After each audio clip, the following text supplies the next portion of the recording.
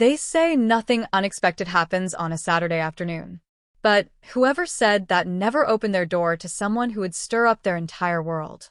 I'm Carla Matthews, 52 years old, twice divorced, and a mother. I built a life around order, work, raising my daughter, and keeping my home in quiet shape. Love, I buried that long ago, telling myself I didn't need it anymore. My days were predictable, calm, and safe. Until Ethan Warner walked back into my life. It was spring, and I was on my knees scrubbing baseboards with Donna Summer playing in the background. The scent of lilacs drifted in through the window. I was deep in the kind of cleaning that blocks out thinking. Then the door creaked open. I looked up, expecting my daughter or my neighbor. But it was Ethan, my best friend Sharon's son. He was 24 now, maybe 25. He used to come by a lot when he was younger. I hadn't seen him since Sharon's birthday barbecue months ago. He looked older, his hair longer, his posture relaxed, but his eyes still had that gentle calm.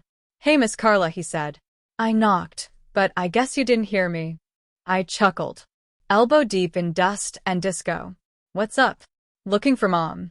Thought she might be here." "Nope. Just me and my mop." I offered him lemonade, and we stood in the kitchen, sunlight pouring across the tile floor.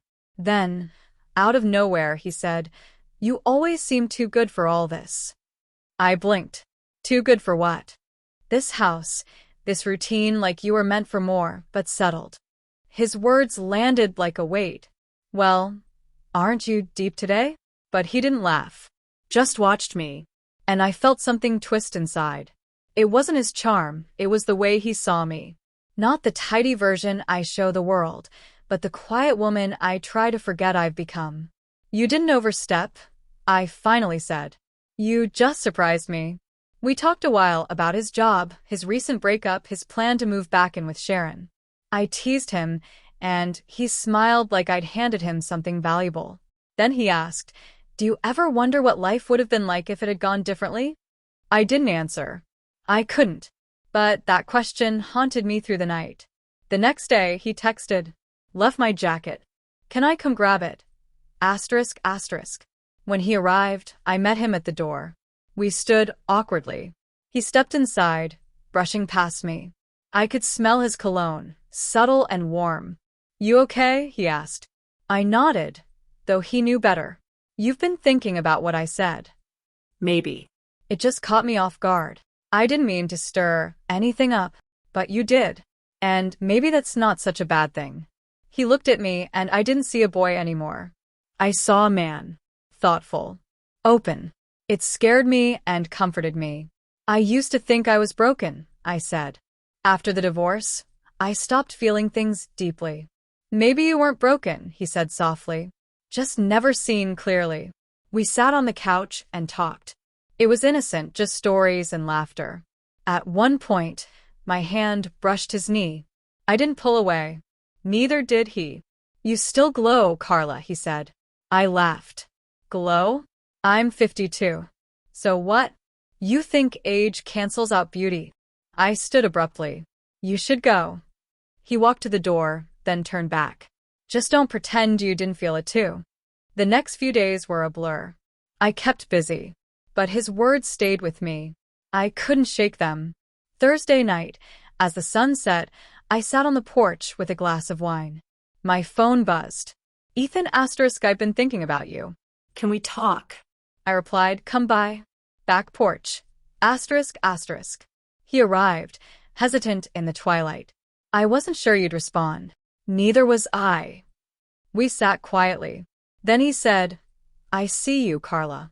Not just the version everyone else sees." Why? I asked. "You're young. I'm tired. I'm here because you don't make me feel like I have to act. You listen.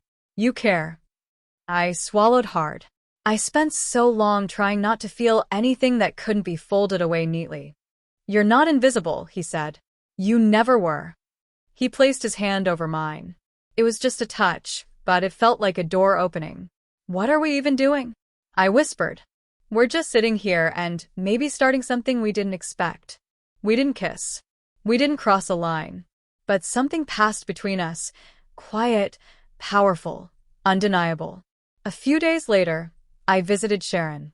We laughed over coffee, reminisced about the chaos of raising kids. I almost told her, but I didn't. I wasn't ready to explain what I didn't yet understand.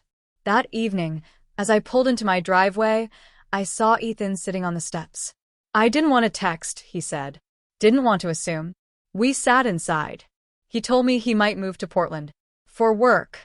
For clarity. I needed to see you before I left, he said. Because what happened, it wasn't nothing. I felt it too, I said. But I don't want complicated. Maybe this isn't complicated, he said. Maybe it's just knowing someone saw you. He kissed the back of my hand, gentle, timeless. I kissed him back. Not because I wanted more, but because I wanted to say thank you. We didn't make promises. We didn't pretend. He left that evening, and I stood by the window long after he drove off. I thought about all the years I spent invisible, about how someone saw me, not the polished version, but the real, messy, aging me. And I realized something as I turned off the porch light. I wasn't done yet.